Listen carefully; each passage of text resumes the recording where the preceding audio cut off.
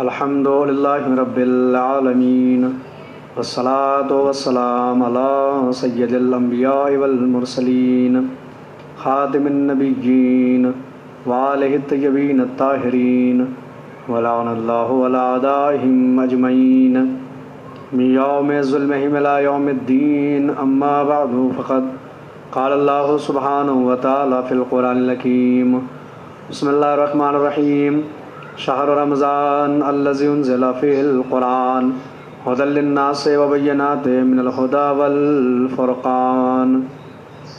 السلام علیکم ورحمۃ اللہ وبرکاتہ۔ ناظرین کرام، ایک بار پھر آپ حضرات کی خدمت بابرکت میں حاضر ہیں۔ ماہ مبارک رمضان 1441 ہجری اور مسلسل آپ حضرات کی خدمت میں حاضری ہے اور گفتگو جاری و ساری ہے۔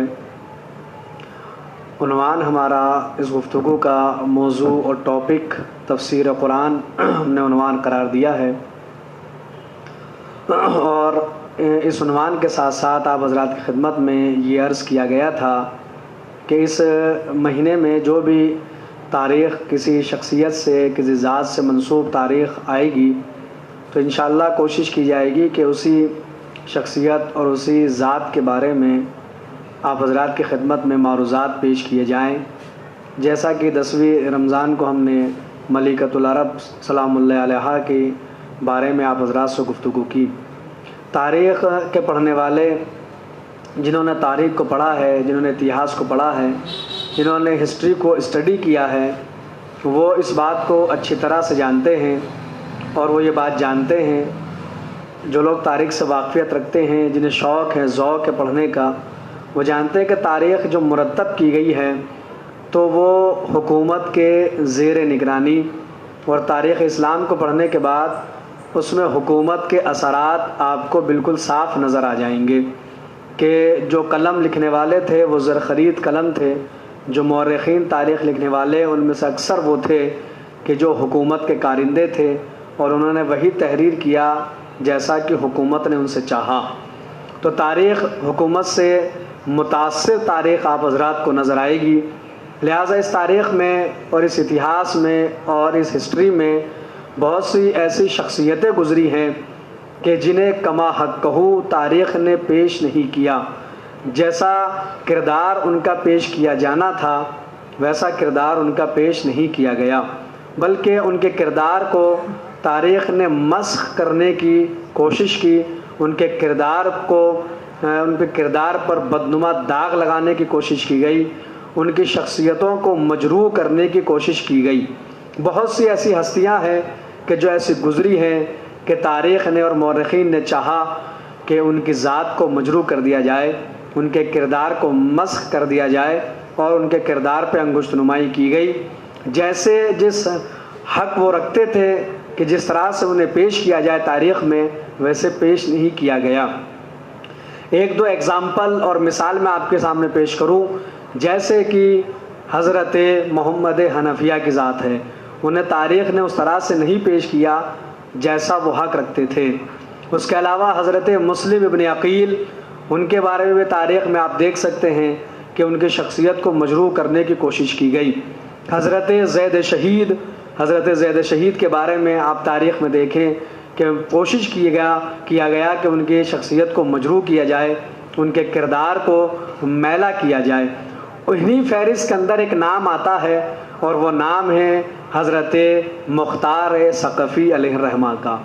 حضرت مختار کی وہ ذات ہے کہ جنہیں کردار نے، ان کے کردار پہ انگشت نمائی کی گئی، اور ان کی شخصیت کو مجروح کرنے کی تاریخ نے کوشش کی، اور جیسا شخص ان کی ذات کو پیش کیا جانا تھا ویسے تاریخ نے ان کی ذات کو اور ان کی شخصیت کو پیش نہیں کیا۔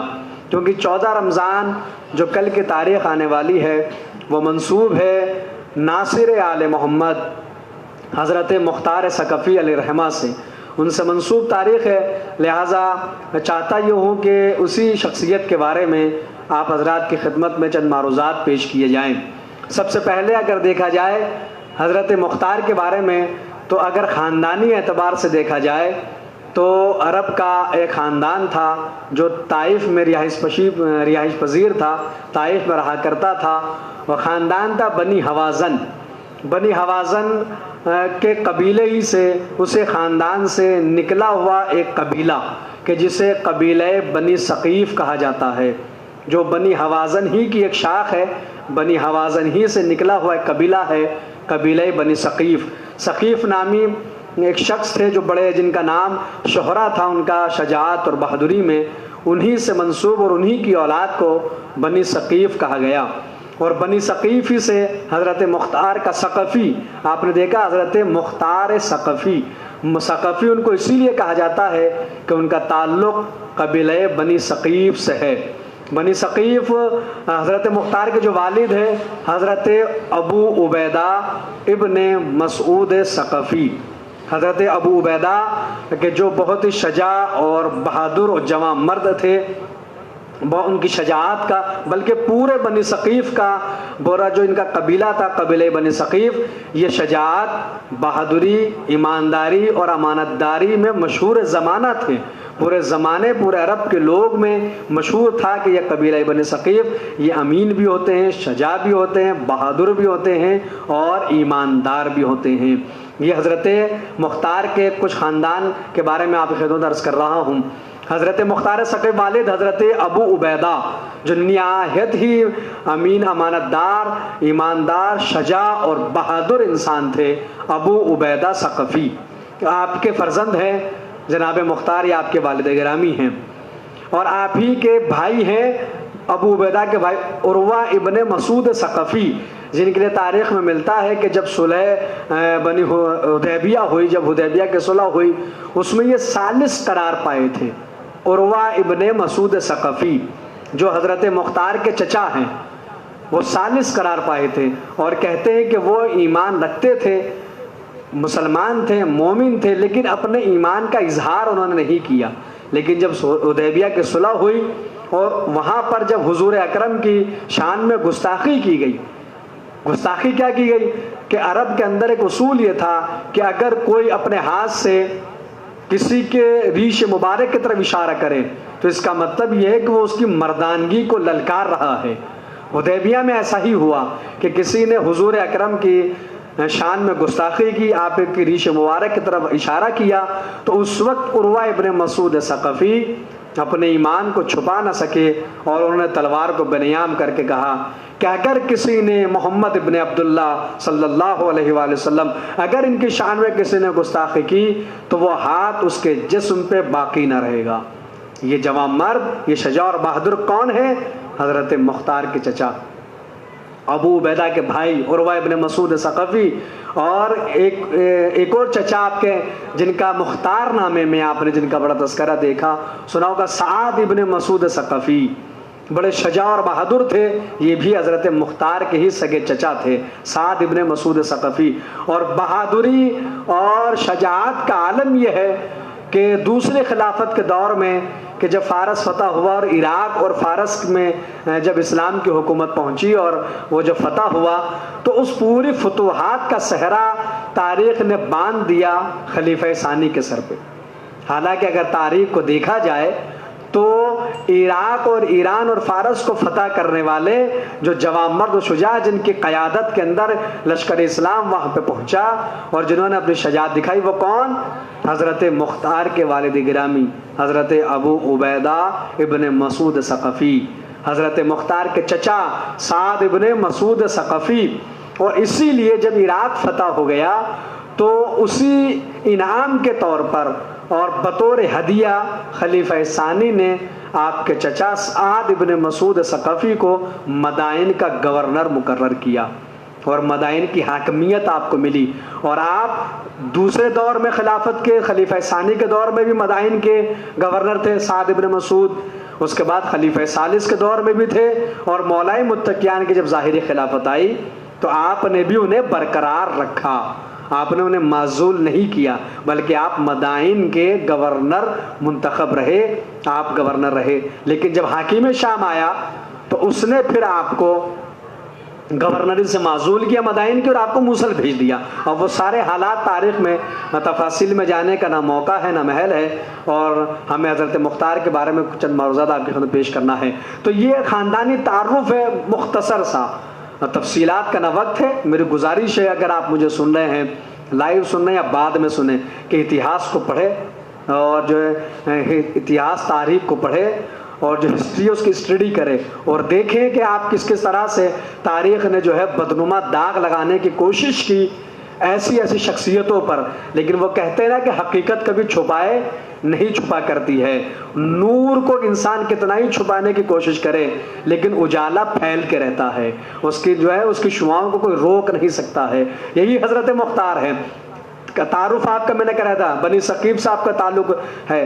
اب آ جائیے ولادت کے بارے میں آپ کو بتاؤں کہ ولادت دیکھیں، اگر کوئی ایسی شخصیت ہے اور ایسی ذات کہ جن کے لیے اللہ کو بہت بڑا کام جن کے ذریعے سے کروانا ہو، یعنی اللہ کو جن کے ذریعے بہت بڑا کام لینا ہو، جب ایسی شخصیت کوئی دنیا میں آتی ہے تو ولادت سے قبل عجیب و غریب واقعات رونما ہوتے ہیں. مولائے متقین رسول حضور سرور کائنات کے سلسلے میں آپ دیکھیں تاریخ اسلام بھری پڑی ہے. سنی شیعہ علماء سب نے لکھا کس کس طرح سے واقعات حضور کی ولادت سے قبل مکہ اور مدینہ اور پوری دنیا میں ہیں. وہ تاریخ اسلام میں آپ دیکھ سکتے ہیں بھری پڑی. مولائے متقیان ولادت سے قبل کے واقعات، خلیفہ ثانی کا جملہ موجود ہے. خلیفہ ثانی کا جملہ تاریخ اسلام کے اندر موجود ہے. علماء عامہ نے بڑا بڑھ چڑھ کے جلی حروفوں میں لکھا کہ خلیفہ ثانی نے کہا کہ دنیا کی عورتیں قاصر اور عاجز ہے کہ علی جیسا بیٹا کو جو ہے وہ جنم دے، علی جیسا بیٹا جنے. یعنی دنیا کوئی بھی عورت علی جیسا بیٹا نہیں جن سکتی. خلیفہ ثانی کا جملہ موجود ہے. حضرت ابو الفضل عباس کیونکہ ایک مخصوص کام کے لیے آپ کو منتخب کرنا تھا، اللہ کام لینا تھا، تو ولادت سے قبل کے جو واقعات ہیں وہ آپ حضرات کے پیش نظر ہے. سرکار وفا حضرت ابو الفضل عباس کی ولادت سے قبل کے واقعات آپ جو ہے وہ علماء خطبہ واعظین سے سنتے ہیں. تو جب کوئی ایسی شخصیت کو دنیا میں آنا ہو، ایسی ذات کو دنیا میں آنا ہو کہ جو ایک اہمیت کے حامل ہو اور اللہ کو اس کے ذریعے سے کوئی اہم کام لینا ہو، تو اس کی ولادت سے قبل کے جو حالات ہوتے ہیں، واقعات بڑے عجیب و غریب واقعات ہوتے ہیں. حضرت مختار ثقفی کے پہلے کے ولادت سے پہلے کے واقعات میں آپ کو بتاؤں جو مختصر الفاظ میں، تفصیلات اگر آپ کو دیکھنا ہے تو آپ حضرت مختار کے سلسلے میں امیر مختار بھی دیکھ سکتے ہیں اور علامہ نجم الحسن قرادی مختار آل محمد جو کتابیں ہیں وہ بھی. مختار نامے میں جو آپ نے دیکھا اس میں دیکھیے مختار نامہ ایک اگر ہم پڑھیں اور ایک آپ نے دیکھا بڑا فرق آئے گا، کیونکہ مختار نامہ جو بنایا گیا ہے سیریل اس میں تمام تر روایات کو جمع کر دیا گیا بلا تفریق مذہب و ملت، بغیر بلا تفریق کی عقیدت، کسی کے عقیدے کو نہیں دیکھا گیا کہ کس کا راوی کا عقیدہ کیا، بلکہ سب کو جمع کیا گیا. لیکن میں آپ کے سامنے جو روایتیں بیان کروں گا وہ وہی روایت ہے جو علماء حق جو حق ہے ہمارے علماء ہے بزرگ علماء انہوں نے ان کے بارے میں بیان کیا ہے. ولادت سے قبل حضرت ابو عبیدہ ابن مسعود ثقفی انہوں نے اپنے قبیلے سے کہا، اپنے گھر والوں سے، کہ مجھے ایسی مستور کی تلاش ہے کہ اس سے میں عقد کروں اور اس عقد کے نتیجے میں اللہ مجھے ایسا فرزند عطا کرے جیسا میں چاہتا ہوں. حضرت ابو عبیدہ کہتے ہیں کہ ان کے خاندان والوں نے، ان کے گھر والوں نے بڑی بڑی اچھی جو ہے پاکیزہ عورتوں کے اور جو ان کے قبیلے کے اندر تھی رشتے لا کر انہیں بتائے. جیسا کہ عام طور پہ بھی ہوتا ہے اگر کوئی کہے کہ مجھے رشتے کی درکار ہے تو لوگ آ کے رشتے بتاتے ہیں کہ بھئی یہ مناسب ہے، یہ مناسب ہے، یہ مناسب ہے. لیکن حضرت مختار کے والد نے ابو عبیدہ نے صرف نظر کیا، کسی کو بھی منظور نہیں فرمایا، یہاں تک کہ ایک دن اپنے حجرے میں آرام فرما رہے تھے. توجہ کے ساتھ سنیے کہ اس طرح کے واقعات آپ نے سرکار وفا کی ولادت سے قبل کے سنے ہیں، لیکن اب میں حضرت مختار کے سلسلے میں عرض کر رہا ہوں.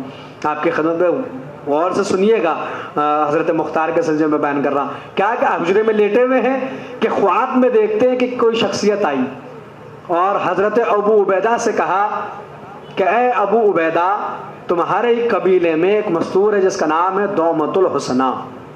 دوما آپ کی والدہ گرامی کا نام ہے دوما، اور اس سے تم جو ہے نکاح کرو اور وہ اس میں تم کوئی بھی کمی اور عیب نہیں پاؤ گے. جب تک وہ تمہارے ساتھ رہے گی کبھی تمہیں شکوہ کا موقع نہ دے گی. اور سب سے اہم بات یہ ہے کہ اس کے بطن مبارک سے اللہ تمہیں ایسا بیٹا عطا کرے گا جیسا تم چاہتے ہو. یہ خواب میں دیکھتے ہیں حضرت ابو عبیدہ. خواب سے بیدار ہوتے ہیں تو اپنے گھر والوں کو خواب بتاتے ہیں. جب خواب بتایا تو گھر والوں نے خواب کا استقبال کیا اور پھر پہنچے حضرت وہب بن عمرو، حضرت مختار کے نانا، حضرت دوما بی بی دوما کے والد وہب بن عمرو. آپ کی خدمت میں گھر والے پہنچے اور ابو عبیدہ کے خواب کو بیان کیا. جب خواب بیان کیا تو انہوں نے خوشی رشتے کو منظور کیا. رشتہ منظور ہوا. بی بی دوما آپ کے عقد میں آئی. کس کے؟ حضرت ابو عبیدہ ابن مسعود ثقفی کے. اور جب عقد میں آئی تو اب بی بی دوما فرماتی ہے، جو روایات میں اور کتابوں میں لکھا ہوا ہے کہ بی بی دوما یہ کہتی ہے کہ جب میں ابو عبیدہ کے عقد میں آئی تو پھر میں نے ایک دن خواب دیکھا کہ خواب میں کسی شخصیت نے آ کے مجھے کہا کہ اے دوما، اللہ تجھے اس عقد کے نتیجے میں، اس شادی کے نتیجے میں ایک ایسا بیٹا عطا کرے گا جو مانند شیر ہوگا. اللہ اکبر. کس کے مانند؟ شیر کے مانند ہوگا. اور ایسا جوان مرد ہوگا کہ جو پیغمبر کے بیٹوں کے قتل کا انتقام لے گا. خواب میں آ کے کہا جا رہا ہے کس سے؟ حضرت مختار کی والدہ گرامی سے. خواب میں آ کے بیان کیا گیا کہ ایسا بیٹا عطا کرے گا جو مانند شیر ہوگا. یعنی اتنا شیر کی مثال شجاع اور بہادر سے دی جاتی ہے، آج کے زمانے میں بھی اس زمانے میں بھی دی جاتی ہے. تو بی بی دوما کہتی ہے کہ جب میں نے خواب دیکھا تو میں نے ابو عبیدہ سے بیان کیا، اور جب حمل مستقر ہوا اور جب بچہ پیدا ہوا، ولادت ہوئی، تو جب ولادت ہوئی تو پھر میں نے خواب دیکھا کہ وہی شخصیت آئی ہے. اس نے آگے کہا دوما، جو تیری آغوش میں بچہ ہے یہ وہی بچہ ہے کہ جو پیغمبر کے بیٹوں کا با امداد الہی، توجہ چاہوں گا لفظ با امداد الہی، یعنی اللہ کی مدد سے دشمنان اہل بیت کو قتل کرے گا. اللہ کی مدد سے. تو کیا اللہ کسی ایسے شخص کی مدد کر سکتا ہے کہ جس سے اس کا امام ناراض ہو؟ اب حضرت مختار پہ جو الزامات ہیں وہ میں آپ کو گناؤں گا کیا کیا الزامات لگائے. اپنوں کے لیے پڑھ رہا ہوں، اپنوں کی بات کروں گا جو اپنے بات کرتے ہیں، غیروں سے میں کوئی سروکار نہیں، اپنے کی بات کرتا ہوں. تو اب حضرت مختار کہتے ہیں ولادت کب ہوتی ہے؟ اب دیکھیے میں نے کہا نا تاریخ کردار کو جو ہے مس کرنے کی کوشش کی گئی. نجم الحسن قراروی لکھتے ہیں کہ ہم نے بڑا تلاش کیا لیکن تاریخ ولادت ہمیں نہیں مل پائے گی. کس تاریخ میں آپ کی ولادت ہوتی ہے؟ سن تاریخ میں محققین متفق ہے کہ جو تاریخ ولادت کا جو سن ہے وہ ہے 1 ہجری، یعنی ہجرت کے پہلے سال مدینے میں جو سب سے پہلا مسلمان بچہ پیدا ہوا اس بچے کا نام ہے مختار ثقفی. ہجرت کے بعد پہلی ہجری میں جو سب سے پہلا مسلمان بچہ پیدا ہوتا ہے وہ حضرت مختار ہے. یعنی 1 ہجری میں آپ کی ولادت بسعادت ہے. اس کا مطلب یہ ہے کہ جتنی بھی اولاد علی ہیں ان سب سے آپ عمر میں بڑے ہیں. اس لیے کہ مولائے کائنات کی شادی ہوتی ہے 2 ہجری میں. امام حسن کی ولادت 3 ہجری، امام حسین کی ولادت 4 ہجری. اس کا مطلب آپ سن میں امام حسن سے بھی بڑے ہیں، امام حسین سے بھی بڑے ہیں، کیونکہ 1 ہجری میں آپ کی ولادت ہوتی ہے، مولائے کائنات کی شادی 2 ہجری میں ہوتی ہے. تو امام حسین سے بھی آپ سن میں بڑے ہیں، امام حسن سے بھی آپ سن میں بڑے ہوتے ہیں. 1 ہجری میں آپ کی ولادت ہوتی ہے. حضرت مختار ثقفی کی ولادت کا 1 ہجری، کیونکہ کوفے میں رہے اس لیے کوفہ سے منسوب ہو گیا، آپ کوفے سے آپ کو منسوب کر دیا گیا. ولادت ہوتی ہے 1 ہجری میں آپ کی ولادت ہوتی ہے. اب میں آپ کو بتاؤں کہ یہ ولادت کے متعلق جو پیشنگوئی ہے، پیشنگوئی کس کی ہے؟ پیشنگوئی ہے حضور سرور کائنات حضرت محمد مصطفیٰ صلی اللہ علیہ وآلہ وسلم. حضور اکرم پیشنگوئی فرما رہے ہیں.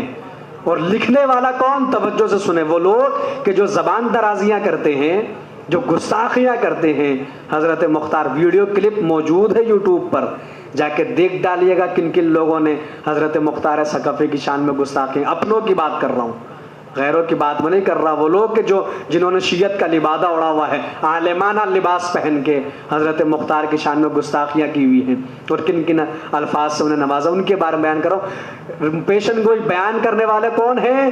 شہید ثالث قاضی نور اللہ شوستری مجالس المومنین، وہ قاضی کہ جسے جناب سید عالمیان نے اپنا فرزند کہا ہے، قاضی نور اللہ شوستری۔ کہ آپ بھی کوئی شیعہ جو ہے وہ کسی کو اس سے بڑا حوالہ چاہیے، قاضی نور اللہ شوستری مجالس المومنین اردو زبان میں موجود ہے، نہ کہ فارسی اور عربی۔ اگر اردو زبان بھی آپ کو آتی ہے پڑھنا تو اردو زبان میں جا کے مجالس المومنین قاضی نور اللہ شوستری علیہ الرحمہ فرماتے ہیں کہ حضور نے اپنے اصحاب سے کہا کہ بنی اسرائیل، بڑی لمبی حدیث ہے پوری آپ کو سناتا ہوں، کہا کہ حضور فرماتے اپنے اصحاب کے مجمع میں کہتے ہیں، حضور فرماتے مجالس المومنین قاضی نور اللہ شوستری علیہ الرحمہ، اتنا بڑا حوالہ میں نے آپ کو دے دیا ہے، جا کے مجالس المومنین دیکھیں۔ فرماتے حضور نے اپنے اصحاب سے کہا کہ جیسے بنی اسرائیل میں کچھ لوگ اچھے تھے کچھ لوگ برے تھے، ایسے ہی میری امت میں کچھ لوگ اچھے ہوں گے کچھ لوگ برے ہوں گے۔ جیسے بنی اسرائیل میں کچھ لوگ اطاعت گزار اور فرما بردار تھے اور کچھ نافرمان تھے، عاصی و گنہگار تھے، ایسے میری امت میں کچھ اطاعت گزار ہوں گے، فرما بردار ہوں گے، اور کچھ عاصی ہوں گے، گنہگار ہوں گے، نافرمان ہوں گے۔ اصحاب نے کہا یا رسول اللہ کیا ہم تو ان میں سے نہیں ہیں؟ فرمایا کہ سنو، بنی اسرائیل میں جو نافرمان تھے، جو گنہگار تھے، اللہ نے انہیں سزا دی اور انہیں عذاب اور عذاب میں مبتلا کیا۔ ایسے میری امت میں جو نافرمان ہوں گے، جو عاصی اور گنہگار ہوں گے، اللہ انہیں سزا دے گا اور عذاب میں مبتلا کرے گا، اور عذاب میں اور عذاب میں ایسے مبتلا ہوں گے کہ جیسے یحییٰ ابن زکریا کے قتل پر اللہ نے بنی اسرائیل کو عذاب میں مبتلا کیا تھا، ایسے میری امت میں کچھ ناہنجار ہوں گے جو میری آنکھوں کی ٹھنڈک، میرے میوہ قلب، میرے حسین کو قتل کریں گے۔ حضور فرما رہے ہیں قاضی نور اللہ شوستری مجالس المومنین، کیا کہا کہ جیسے یحییٰ ابن زکریا کے قتل کیا بنی اسرائیل نے تو اللہ نے انہیں عذاب میں مبتلا کیا، ایسے میری آنکھوں کا ٹھنڈک، میرا دل کا میوہ، میری جان، میرا بیٹا حسین، جسے میری امت کے لوگ قتل کریں گے تو اللہ انہیں سخت عذاب میں مبتلا کرے گا۔ کہتے ہیں کہ اصحاب نے کہا اللہ اکبر، یا رسول اللہ اللہ کیسے انہیں عذاب میں مبتلا کرے گا؟ کیا واقعاً ایسا ہوگا؟ کیا وہ آپ ہی کے امتی ہوں گے؟ حضور نے کہا کہ ہاں وہ میرے ہی امتی ہوں گے، ان کا دعویٰ یہی ہوگا کہ ہم حضور کے امتی ہیں، ہم رسول کے امتی ہیں، اور اسی دعوے کے ساتھ وہ میرے بیٹے کو قتل کریں گے، میری آنکھوں کی ٹھنڈک کو قتل کریں گے، اللہ انہیں عذاب میں مبتلا کرے گا۔ پھر اصحاب نے کہا کیسے؟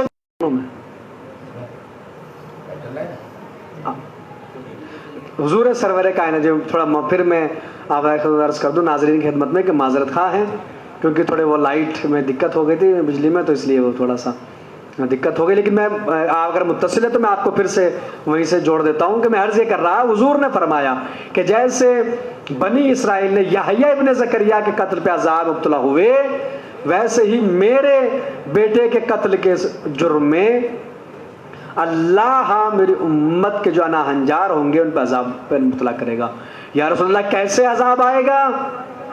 کا فرمایا کہ اللہ ایک کو معین کرے گا کہ جو ان سے ویسے ہی انتقام لے گا جیسے وہ میرے بیٹے کو قتل کریں گے۔ صحابہ نے کہا رسول اللہ وہ کون ہوگا؟ کس قبیلے کا ہوگا؟ اس کا نام کیا ہوگا؟ حضور پیشن گوئی فرما رہے ہیں، حضور سرور کائنات صلی اللہ علیہ وآلہ وسلم پیشن گوئی فرما رہے ہیں۔ سنیے گا کیا فرمایا۔ صحابہ نے پوچھا کہ وہ کس قبیلے کا ہوگا، اس کا نام کیا ہوگا؟ فرمایا وہ بنی ثقیف کا چشم و چراغ ہوگا، اس کا نام مختار ہوگا۔ حضور فرما رہے ہیں، اور تعجب کی بات تو یہ ہے، افسوس کی بات بھی ہے کہ اس پیشن گوئی کو برادران اہل سنت کے علماء نے بھی تسلیم کیا ہے۔ جو علماء عامہ ہیں برادران اہل سنت کے علماء، انہوں نے بھی اسے تسلیم کیا کہ حضور نے یہ پیشن گوئی فرمائی ہے مختار ثقفی کے بارے میں۔ عجیب بات یہ ہے کہ علماء عامہ تسلیم کرے اور جن کے یہاں دعوی محبت اہل بیت ہے وہ مختار کی شان میں گستاخیاں کرے، وہ ان کے زبان درازی کرے، ان کے شان میں گستاخی کرے۔ اس پیشن گوئی قبول کیا، رسول اللہ کی پیشن گوئی۔ اس کے بعد مولائے کائنات کی، سنیے گا توجہ سے سنیں، خصوصاً وہ لوگ سنیں کان کے پردوں کو کھول کے سنیں کہ جو ایسے لوگوں کو فالو کرتے ہیں جس نے مختار ثقفی کی شان میں گستاخی کی ہے، ایسے لوگوں کو اپنے ہیرو مانتے ہیں کہ جنہوں نے مختار کی شان میں جو ہے وہ گستاخیاں کی ہے۔ مجالس المومنین قاضی نور اللہ شوستری، مولائے کائنات سے روایت ہے، وہ رسول اللہ کی پیشن گوئی۔ پھر مولائے کائنات نے کہا کہ جو میرے بیٹے حسین کو قتل کرے گا، اللہ بنی ثقیف میں سے ایک لڑکے کو ان پہ مسلط کر دے گا۔ بنی ثقیف ایک لڑکا ہوگا جس سے مسلط کیا جائے گا، اس کا نام مختار ہوگا، اور وہ میرے بیٹے کے امام نے تعداد بتائی 80,303 قاتلان حسین کو قتل کرے گا، شمشیر آبدار سے جواب دے گا۔ کون فرما رہے ہیں؟ مولا کائنات کا امیر، مولا کائنات، مجالس المومنین۔ اس کے علاوہ نقل کیا ہے نجم الحسن قراروی نے مختار آل محمد میں، قاضی صاحب کہہ رہے ہیں مولا کائنات نے کہا 80,303 کو قتل کرے گا مولا کبھی، اور رسول اللہ کی پیشن گوئی قبل از ولادت، یہ مولا کائنات کی پیشن گوئی مختار کی ولادت سے پہلے، ابھی پیدا نہیں ہوا۔ تاریخ نے مجروح کیا شخصیت کو، کیا کہا کہ مختار پہلی ہجری میں پیدا نہیں ہوا، کہا پھر 9 ہجری میں پیدا ہوا۔ میاں جب 9 ہجری میں مختار پیدا ہوا تو رسول اللہ سے تو ملاقات ہی نہیں ہو پائی، جبکہ انہیں معلوم ہونا چاہیے کہ اگر 9 ہجری بھی ولادت مانے تو حضور 11 ہجری تک حیات تھے ظاہراً۔ لیکن وہ کہتا ہے نا کہ حق بات چھپائے تو نہیں چھپتی۔ جن لوگوں نے لکھا کہ نہیں 9 ہجری میں مختار پیدا ہوا اور حضور نے کہاں سے ان سے بات کر لی ان کے بارے میں، انہوں نے آگے جا کے لکھا کہ جب 13 ہجری میں مختار کے والد اور مختار کے چچا عراق کی فتح کے لیے گئے تو ان کا بیٹا مختار بھی جو ہے ہم رکاب تھا اور ساتھ ساتھ جا کے وہ بھی میدان میں لڑا۔ 9 ہجری میں جو بچہ پیدا ہوا 13 ہجری میں 4 سال کی عمر میں ہم رکاب ہو گیا، 4 سال کی عمر میں جا کے وہ لڑنے لگا، تو عقلوں پہ پتھر پڑے ہوئے ہیں۔ یہاں لکھتے 9 ہجری میں پیدا ہوا، آگے جا کے کہہ دیا کہ اپنے باپ کے ساتھ لڑا ہے، تو 14 سال کا بچہ لڑ سکتا ہے، 4 سال کا بچہ میدان میں جا کے نہیں لڑ سکتا۔ تو وہ خود بتایا اس بات کو جا کے کہ مختار کہ جب اپنے والد کے ساتھ لڑے ہیں جا کے عراق کی فتح میں جب شامل ہوئے جنگ میں تو آپ کی عمر 13 اور 14 سال کی تھی۔ اس کا مطلب آپ کی ولادت ہجری کے پہلے سال میں ہوئی، نہ کہ 9 سال میں۔ لیکن جنہوں نے چاہا کہ شخصیت کو مجروح کرے انہوں نے 9 ہجری ان کے بارے میں لکھا۔ یہ پیشن گوئی ہے کس کی؟ مولا کائنات کی۔ آپ کی کنیت ہے ابو اسحاق حضرت مختار کی، اور آپ کا لقب ہے کیسان یا کیسان، جس کے معنی ہے زیرک، ہوشیار، عقل مند۔ آپ کا لقب کس نے دیا؟ اب آئیے میں آپ کو بتاؤں لقب کس نے دیا۔ لقب دیا ہے کائنات کے امیر حضرت علی ابن ابی طالب علیہ الصلوۃ والسلام نے۔ راوی کون؟ اسبغ بن نباتہ۔ اب کوئی یہ نہ کہے کہ صاحب بڑا کمزور راوی لائیں، کمزور راوی نے اسبغ بن نباتہ۔ اب جن کے بارے میں اگر 19 20 21 رمضان اگر ہم آئے اگر گفتگو کے درمیان تو بتائیں گے کہ اسبغ بن نباتہ کون ہے۔ اگر آپ کو جاننا ہے تو پھر آپ قاضی صاحب کی مجالس المومنین جا کے پڑھ سکتے ہیں، آپ کو معلوم ہوگا اسبغ بن نباتہ کون ہے۔ اسبغ بن نباتہ کہتے ہیں کہ میں، اور انہوں نے نام بتایا کہ یہ مولا کے ساتھ تھے، رشید حجری اور 1 2 نام بتایا، ہم ساتھ میں تھے۔ ہم جا رہے تھے کہ ایک بار ہم نے دیکھا کہ کچھ بچے جو ہے وہ مدینے کی گلی میں کھیل رہے ہیں، اور ایک بار ایک بچے کے قریب جا کے علی رکے، کا بڑا خوبصورت بچہ تھا، زلفیں کاندھے پہ لہلا رہی تھی، چھوٹا سا بچہ تھا۔ کہا کہ اس بچے کو دیکھ کے علی بیٹھے اور اس کے کاندھوں کو پکڑ کے علی مسکرائے، اور مسکرانے کے بعد اس کو اٹھا کے اپنے زانوں پہ بٹھایا۔ بٹھانے کے بعد پہلے پیشانی کا بوسہ لیا اور پھر اس کے بازوؤں کا بوسہ لیا، اس کے سینے کا بوسہ لے کے کہتے جاتے تھے یا کسان یا کسان یا کسان، یعنی اے ہوش مند، اے عقل مند، اے زیرک، یعنی یہ لقب دیا ہے مولائے کائنات نے۔ تو کیا مولائے کائنات کسی ایسے شخص کو لقب دے سکتے ہیں کہ جو نبوت کا دعویٰ کرے، جو ہے وہ وحی آنے کا دعویٰ کرے، جو چوتھے امام کی امامت کا انکار کرے؟ یہ مولائے کائنات نے لقب دیا ہے۔ اس کے بعد اسبق بن رباطہ کہتے ہیں میں نے پوچھا کہ مولا اس بچے سے اتنی محبت کرنے کا سبب کیا ہے؟ اس بچے سے اتنی محبت کا اظہار کر رہے بچے تو، اور بھی کیا سبب ہے؟ تو کہا کہ اسبق تمہیں نہیں معلوم، یہ کوئی عام بچہ نہیں ہے، علی کی زبان بول، جس کے علی فضائل بیان کرے تو کوئی کٹھملہ اس کے بارے میں اگر گستاخی کرتا تو کوئی فرق پڑنے والا نہیں ہے۔ کیا مولائے کائنات کیا کہتے ہیں کہ یہ کوئی عام بچہ نہیں ہے، بلکہ یہ مختار ہے ابو عبیدہ کا بیٹا، اور یہ میرے حسین کے قاتلان سے جو ہے بدلہ لے گا۔ اور پھر مولانا کا 80,303 باروایت 1,83,303 دونوں روایتیں قتل کرے گا، اس لیے میں نے اس کی محبت کا اظہار کیا۔ تو یہ لقب سے ملقب کس نے کیا؟ مولائے کائنات نے، حضرت مختار ثقفی کو۔ تو پہلے معصوم رسول اللہ نے پیشن گوئی کی، علی نے پیشن گوئی کی، ولادت کے بعد لقب سے نواز رہے ہیں کسے؟ مختار کو۔ یہ معصومین کی نگاہ میں ہے۔ اس کے بعد آ جائیے، اب میں پہلے الزامات اب گنا دوں۔ حضرت مختار پہ الزام کیا ہے؟ سب سے پہلا الزام یہ لگایا گیا کہ مختار نے نبوت کا دعویٰ کیا ہے، اور مختار نے دعویٰ کیا کہ مجھ پہ وحی ہوتی ہے، جبکہ وحی کا سلسلہ حضور کے دنیا سے جانے سے منقطع ہے، کیونکہ وحی نبوت کا خاصہ ہے، وحی صرف نبی پہ ہوتی ہے، اور نبی خاتم الانبیاء کون ہے؟ حضور سرور کائنات کے ذات ہے۔ تو لہٰذا یہ دعویٰ کیا گیا۔ اس کی وجہ بھی میں آپ کو بتاؤں گا شاید اگر وقت رہا تو، کہ حضرت مختار کے سلسلے میں اب ظاہر سی بات ہے کہ عنوان ایسا ہے کہ کم از کم 8-10 دن گفتگو ہو تو پھر پوری تفصیلات کے ساتھ عرض کیا جائے۔ اب 67 سال کی زندگی کو کوئی 30-40 منٹ میں تو بیان کیا نہیں جا سکتا حضرت مختار کی، لیکن مختار نامہ تو بہرحال اب ہر گھر کے اندر دیکھا جاتا ہے، یوٹیوب پہ بھی موجود ہے اور تمام تر ٹی وی چینل پہ بھی اس کو دکھایا جاتا ہے۔ تو میں عرض یہ کر رہا آپ کی خدمت میں، الزام کا پہلا یہ کہ نبوت کا دعویٰ مختار نے کیا، اس نے کہا کہ وحی کا دعویٰ کیا مجھ پہ وحی ہوتی ہے۔ دوسرا دعویٰ یہ ہے کہ مختار نے جو خروج کیا تھا وہ حکومت کے لالچ میں کیا تھا، اس کا منشا جو تھی وہ حکومت کا حصول تھا، نہ کہ امام حسین کے قتل کا انتقام تھا۔ تیسرا الزام ان پہ لگایا جاتا ہے کہ وہ سید الساجدین کے امامت کے قائل نہیں تھے، بلکہ وہ محمد حنفیہ کو اپنا امام مانتے تھے۔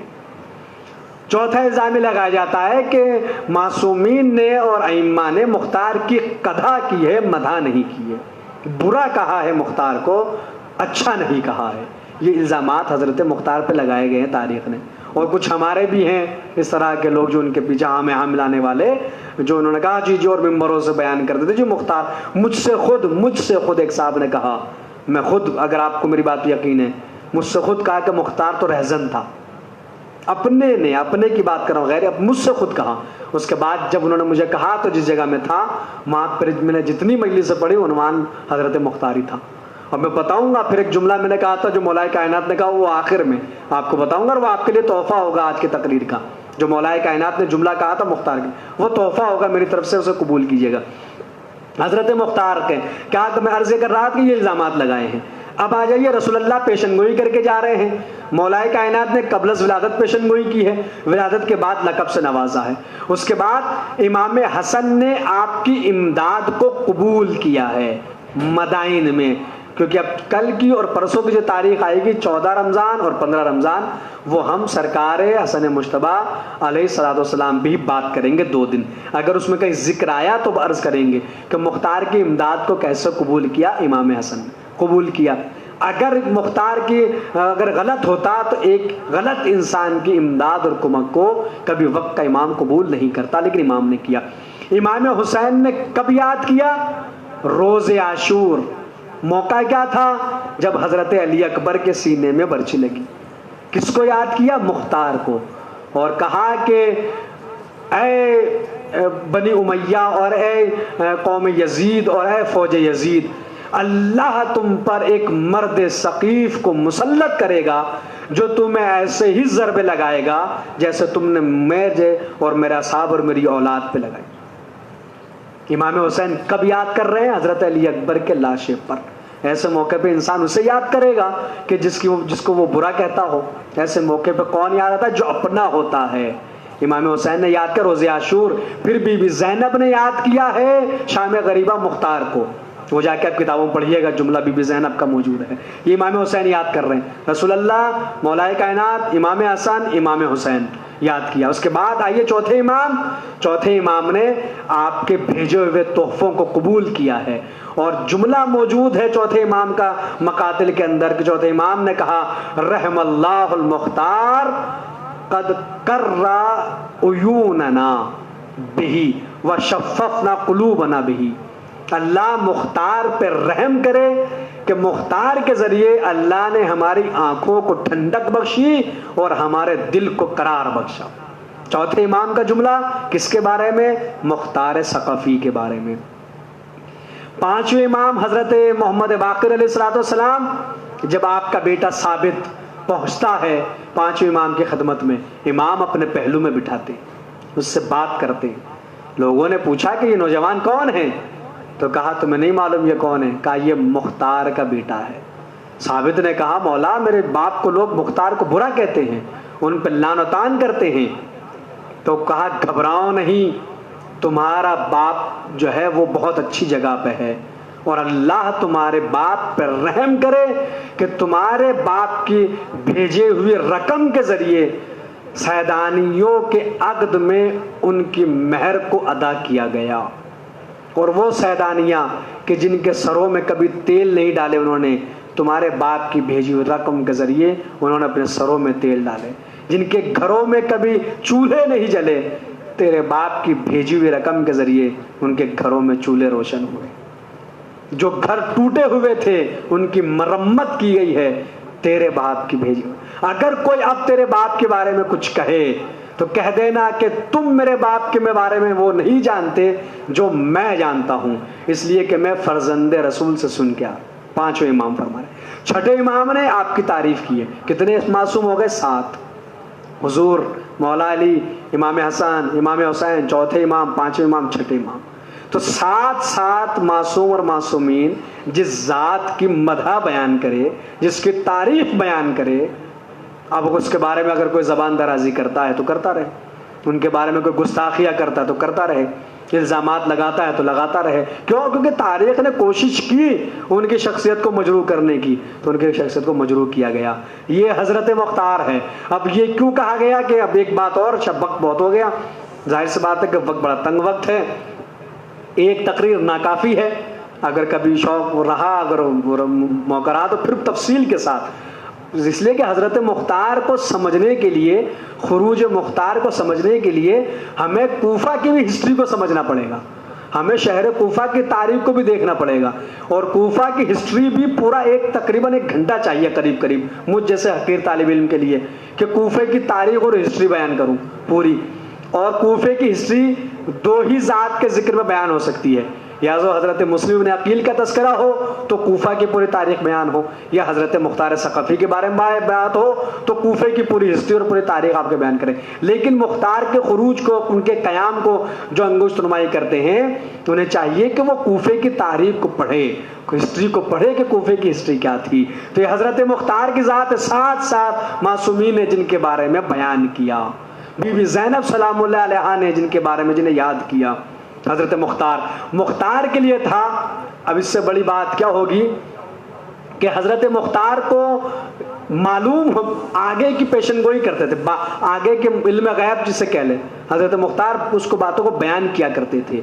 موصل کی جب جنگ ہو رہی تھی تو حضرت مختار نے کہا تھا کہ مالک ابراہیم ابن مالک اشتر میرے پاس عبید اللہ ابن زیاد اور حسین بن نمیر جس نے شہزادہ علی اکبر کے نیزہ مارا، کہ ان کا سر عنقریب بھیجنے والا ہے.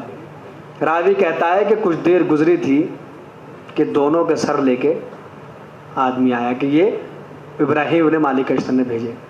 اس کے علاوہ اگر قید خانے میں آ جائے تو میسم تمار سے کیا کہا تھا؟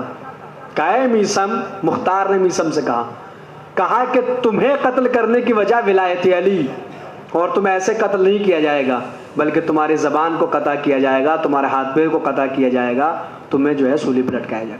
مولا کائنات نے بھی یہی کہا تھا جو مختار نے بھی یہی بات کہی. میسم پھر میسم نے بھی پلٹ کے کہا کہ مختار تو بھی اس وقت تک نہیں مرے گا جب تک قاتلان حسین کو جو ہے وہ ان سے انتقام نہ لے لے. تو حضرت مختار کو جو ہے وہ معلوم ہوتا تھا. اب یہاں پہ صاحب میں ایک بات عرض کرنا چاہتا ہوں. روایات ہے کہ اگر کوئی تمام شرائط کے ساتھ زیارت عاشور پڑھنے کا پابند ہو جائے تو مستجاب الدعوات ہو جاتا ہے. کیا مطلب؟ اگر تمام شرائط کے ساتھ جو ائمہ نے بیان کیے اگر کوئی زیارت عاشور پڑھنے لگے تو جو کہہ دے گا وہی ہو جائے. تو جب زیارت عاشور تو معصومین سے منقول ہے, ان کا ذکر ہے کہ جو معصومین کے ان اقوال کے مطابق, ان قول کے مطابق جس میں معصومین کا تذکرہ ہے, اس زیارت کو پڑھنے والا اگر مستجاب الدعوات ہو سکتا ہے تو مختار کے پاس کیوں نہیں ہو سکتا؟ کیوں؟ اس لیے کہ مختار کو تو ولی اللہ کہا گیا ہے. حضرت مختار کو ایک حوالہ کس کا تھا؟ شہید ثالث کا. اب یہ حوالہ دے رہا ہوں شیخ مفید علیہ الرحمہ کا. ہے کسی شیعہ میں اتنے طاقت اس زبان میں جو انکار کر دے شیخ مفید کا؟ شیخ مفید نے جو آپ کی زیارت نقل کی حضرت مختار کی, اس زیارت میں جملہ السلام علیکہ ایھا الولی الصالح, السلام علیکہ یا ولی اللہ, اے اللہ کے ولی تجھ پہ سلام, اے اللہ کے ساحلے ولی تجھ پہ سلام. حضرت مختار کی زیارت, حضرت مختار کی زیارت آپ دیکھیں. اور کوفہ, اگر آپ لوگ کو کوفہ گیا ہے, جو نہیں گیا پروردگار جلد از جلد اسے زیارت نصیب فرمائے, جو گئے انہیں بار بار لے کے جائیں. جب آپ کوفے میں جائیں گے تو مسجد کوفہ سے بالکل دیوار سے دیوار ملی ہوئی ہے. مسجد کوفہ وہ محراب بہرحال اب تو خیر اسے کورڈ کر دیا گیا, لیکن دور سے آپ اس محراب کی ظاہری زیارت کرتے ہیں. پھر اس سے چلیں گے آپ مصلوں پہ نمازیں پڑھتے ہوئے, تو دیوار سے دیوار ملی ہوئی ہے. تو روزہ ہے کس کا؟ حضرت مسلم ابن عقیل کا روزہ. جب آپ حضرت مسلم ابن عقیل کے روزے میں داخل ہوں گے, حضرت مسلم کی زری سامنے آئے گی. اس زری کی زیارت کرنے بعد چند قدم آگے بڑھیں گے تو اس مرد مجاہد کی زری سامنے آئے گی جسے مختار کہا جاتا ہے. ایک ہی گنبد کے نیچے مسلم ابن عقیل کی زری بھی ہے اور مختار ثقفی کی زری بھی ہے. وہاں پہ زیارت بھی معلق ہے مختار کی. پھر حضرت مسلم کے روزے سے نکل کے سامنے آپ جائیں تو حانی ابن عروہ کا روزہ وہیں کے اوپر. مسجد کوفہ سے بالکل دیوار سے دیوار ملی ہوئی ہے.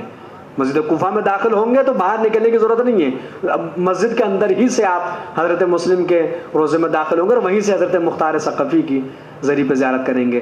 تو جو لوگ, میں ان سے کہنا چاہتا ہوں, وہ زیارت ہے, زیارت گاہ ہے, لوگ جاتے ہیں. اگر مختار جو ہے چوتھے امام کی امامت کا قائل نہیں تھا تو کیوں نہیں عراق کوفے کے اندر زائرین کو روکا جاتا ہے؟ کیوں مسلم ابن عقیل کے اسی حرم کے اندر اسی ایک گنبد کے نیچے زری موجود ہے مختار ثقفی کی؟ آج بھی ہے. جو لوگ, میں بھی اس زیارت سے مشرف ہوں, جو لوگ کوفہ جاتے ہیں وہاں وہ زیارت کر کے آتے ہیں. مختار بالکل مسجد کوفہ کی دیوار سے دیوار ملی ہوئی ہے, ملحق دیوار ہے. تو حضرت مختار کو ولی اللہ کے لقب سے یاد کیا. شیخ مفید نے جو آپ کی زیارت نقل کی ہے. اب بتائیں, کاظم اللہ شوستری, شیخ مفید, یہ ان سے بڑے حوالہ آپ بھی کوئی ہو سکتے ہیں تشیع کے اندر, ہمارے مذہب کے حقہ کے اندر؟ تو یہ حضرت مختار کی ذات ہے. ان کی ذات کو سمجھنے کے لیے پہلے اپنی آنکھوں سے بغض کی عینک کو ہٹا کر اور انصاف کا چشمہ پہننا پڑے گا. پھر پوری تاریخ کی, پوری ہسٹری کی اسٹڈی کرنی پڑے گی. کوفے کی تاریخ کو پڑھنا پڑے گا, حضرت مختار کی تاریخ کو پڑھنا پڑے گا, اور تمام ائمہ کی تاریخ کو, تب سمجھ میں آئے گا کہ مختار ثقفی کی ذات والا صفات کیا ہے. تو چونکہ انہیں معلوم ہو جاتا تھا, بتاتے تھے کہ یہ ہونے والا ہے, لوگوں نے کہا اس نے وحی کا دعویٰ کر دیا. حالانکہ انہوں نے نہ الوہیت کا دعویٰ کیا, نہ نبوت کا دعویٰ کیا, نہ وحی کا دعویٰ کیا, نہ رسالت کا دعویٰ کیا, نہ سید سجاد کی امامت سے انکار کیا, نہ محمد حنفیہ کو امام مانتے تھے. بلکہ جب گئے ہیں تو اپنی اولاد کو وصیت نامے میں کہہ کر گئے کہ دیکھو میرے بعد میں جا رہا ہوں اور تمہارے زمانے کا امام زین العابدین ہے. تو جو خود تو امام مانتا ہی نہیں, اپنی اولاد کو کہہ کے جا رہا کہ یہ تمہارا امام ہے نا. مختار نے کہا, مختار ثقفی نے اپنے وصیت میں یہ بات کہی, اپنی اولاد سے کہا. ثابت جو آپ کا بیٹا, ان سے, اپنی بیوی سے کہا کہ تمہارا امام زمانے کے امام زین العابدین ہیں, ان کے مطیع و فرما بردار. کون کہہ کے جا رہا ہے؟ مختار. اچھا, آپ خود تو مانتے ہی نہیں امام, اپنی اولاد سے کہتے تمہارا امام ہے. تو یہ سب الزامات, الزام تراشیاں ہیں مختار کی ذات والا صفات پر, جو ایک اعلیٰ شخصیت ہے جس نے انتقام لیا، مجازی ہی صحیح لیکن انتقام، انہوں نے حقیقی انتقام تو ظاہر سی بات ہے ہمارے زمانے کی امام لیں گے. تو یہ مختار ہے. اب آپ کی شہادت 14 رمضان سن 67 ہجری، 67 ہجرہ، پہلی ہجری میں ولادت ہے، 67 میں شہادت، 67 سال کل آپ کی حیات طیبہ ہے. 67 ہجری وہی مصعب ابن زبیر کا پورا کوفے میں آنا اور کوفے کے پھر دارالامارہ کا محصور کر لینا، اس میں حصار کر لینا، اور تقریباً 2 مہینے تک آپ محصور رہے مختار اس میں. اور جب جا بلب ہونے لگے کھانے پینے کے سب پابندیاں، ایسی پابندیاں تھی کہ نہ دارالامارہ سے کوئی باہر آ سکتا تھا نہ کوئی اندر جا سکتا تھا. مختار نے کہا بھی تھا، اب میں کہتا ہوں کوفے کی تاریخ کو پڑھنا ضروری ہے کہ جو مختار کے ساتھ جنہوں نے نعرے بلند کیے تھے انہوں نے ہی، جب مختار نے ان سے کہا لوگ کہ بھئی چلو میرے ساتھ، جو ہے وہ بھوکے پیاسے مر جانے سے بہتر ہے کہ لڑ کے مرا جائے، شجاعت کے ساتھ جان دیں. تو انہوں نے کیا کہا کہ مختار جان کو بچا لیا جائے اور ہم مصعب کی جو ہے شرائط پہ کوئی قبول کر لیں. مختار نے کہا کہ میں ہرگز ایسا نہیں کروں گا. کئی ہزار لوگ محصور تھے آپ کے ساتھ، لیکن آخر میں کتنے لوگ تھے جو آپ کے ساتھ نکلے، وہ آپ نے مختار نامے میں بھی دیکھے. مختار نے کہا کہ نہیں. اس کے بعد مختار نے کفن پہنا، اپنے کرتے کفن کو پہنا، اور کفن پہننے کے بعد آپ نکلے. نکلنے کے بعد آپ نے مقابلہ کیا. طارق اور طریق 2 شخص تھے. جب مختار زخمی ہوئے، چونکہ بھوکے پیاسے بھی تھے، زخمی ہونے کے بعد جب آپ گھوڑے سے گرے اور جب آپ مسجد کوفہ کی محراب کی طرف جانب بڑھنے لگے تو ان دونوں نے آگے بڑھے، انہوں نے آپ پہ وار کیا. اور اسی محراب میں جہاں مولا کائنات کے سر پہ ضربت لگائی گئی، اسی منبر کی سیڑھیوں پہ وہیں پر مختار کے سر کو 14 رمضان سن 67 ہجری، طارق اور طریق نامی تھے یہ ظالمین، انہوں نے آپ کے سر کو جدا کیا. اور جدا کرنے میں مصعب ابن زبیر کے پاس بھیجا، اس نے عبداللہ ابن زبیر کے پاس بھیجا کہ انعام ملے گی، لیکن عبداللہ ابن زبیر نے کوئی انعام نہیں دیا. وہ سارے تاریخ بات کی جو موجود ہے کتابوں کے اندر. اس طرح سے ایک ایسا مجاہد مرد میدان، ایسی شخصیت، ایسا مرد مجاہد اس دنیا سے رخصت ہوا 14 رمضان سن 67 ہجری. میں عالم تشیع کو کی بارگاہ میں تعزیت اور تسلیت پیش کرتا ہوں مختار ثقفی کی شہادت پرملال کی. اب وہ جملہ آخری ساری بات ہو گئی اور کچھ مطالب، کچھ کیا سارے مطالب رہ گئے، میں نے تو کچھ آپ کے سامنے بیان ہی نہیں کیا. حق ادا ہوا ہی ایک جملہ، یہ آج کی تقریر کا میری طرف سے تحفے سے قبول کیا. مولا کائنات نے جملہ کہا تھا کہ مختار اسباب النباتہ سے، کہ یہ وہ ہے مختار کہ جس کے تلوار کی تلخی نسلوں تک باقی رہے گی. مولا کائنات نے کیا کہا؟ اسبق یہ وہ ہے جو 80,303 قاتلان حسین قتل کرے گا اور اس کی تلوار کی تلخی نسلوں تک باقی رہے گی. اب میں یہی کہنا چاہوں گا، اب اگر کوئی مختار کے بارے میں زبان کھولتا ہے اور حضرت مختار کی شان میں گستاخی کرتا ہے یا حضرت مختار کے فضائل سن کر کسی کے سینے پہ سانپ لوٹنے لگے تو آپ سمجھ جائیے گا کہ تلوار کی تلخی اب بھی باقی ہے. شاید اس کی نسل میں کوئی تھا کہ جو مختار اس کے تحت دیو ہو چکا تھا. اب یہ جملہ مولا کائنات کا میری طرف سے تھا، اسے قبول کریں. پھر انشاءاللہ کل آپ حضرات کی خدمت میں حاضر ہوں گے حضرت امام حسن مجتبی علیہ الصلوۃ والسلام کے بارے میں کچھ معروضات لے کر، اور اس بارے میں اگر آپ کو کوئی جانکاری چاہیے، اگر کوئی معلومات، کوئی سوالات اگر آپ کرنا چاہیں تو کمنٹس باکس میں جا کر آپ سوال کر سکتے ہیں. سوال اگر کمنٹس باکس میں کریں تو بہتر ہے، کیونکہ جتنے کمنٹس پڑھنے والے ہوں گے ان سب کے علم میں اضافہ ہوگا اور میرے علم میں بھی اس کے ذریعے سے اضافہ ہوگا. تو گھر میں رہیں، محفوظ رہیں. اور ہاں ایک چھوٹا سا پیغام ہے، چھوٹا سا پیغام ہے، وہ دیکھیں ذہن سے بات نکل جاتی ہے. عرض کر دوں کہ یہ جو تاریخ ہے ایام البیض یہ کہلاتی ہیں، 13، 14، 15 رمضان. ان 3 دن میں ایک مخصوص دعا ہے جسے پڑھنے کے لیے کہا گیا. اور اگر کوئی یہ چاہتا ہے کہ اس کے سارے گناہ، چاہے وہ قطرات کے مانند ہو، چاہے وہ پتوں کے مانند ہو، چاہے وہ زمین پہ ریت کے ذرات کے مانند ہو، اگر چاہتا ہے کہ اللہ ان گناہوں کو بخش دے، اور اگر کوئی مقروض ہے چاہتا ہے کہ قرض ادا ہو جائے، اگر کوئی تنگ دست ہے چاہتا ہے کہ فراخی آئے، برکتیں آئے، اور اگر کوئی چاہتا ہے کہ اگر مرض سے اسے شفا ملے، اور ایک ایسا مرض جو پوری دنیا میں اس وقت پھیلا ہوا ہے جس سے ساری دنیا ڈری اور سہمی ہے، تو اسے چاہیے کہ ان 3 دنوں میں دعائے مجیر کو ترک نہ کرے. دعائے مجیر کو ضرور پڑھیے گا. اگر اب تک نہیں پڑھا، کسی بھی ٹائم پڑھا جا سکتا ہے. 13 رمضان، 14 رمضان، 15 رمضان، تینوں دن کسی بھی وقت جب اگر اب تک نہیں پڑھی آپ نے، آپ پڑھ لیجئے، کل پرسوں 3 دن. تو اس دعا کو ترک نہ کیجیے گا. یہ پیغام تھا کہ دعائے مجیر ضرور پڑھے، اور جب پڑھے تو ہمیں بھی اپنے دعاؤں میں ضرور یاد رکھے. کل انشاءاللہ پھر آپ حضرات کی خدمت میں حاضر ہوں گے اور آپ حضرات سے ملاقات ہوگی. دعاؤں کی گزارش ہے. وآخر دعوانا ان الحمد للہ رب العالمین. فقط وسلام.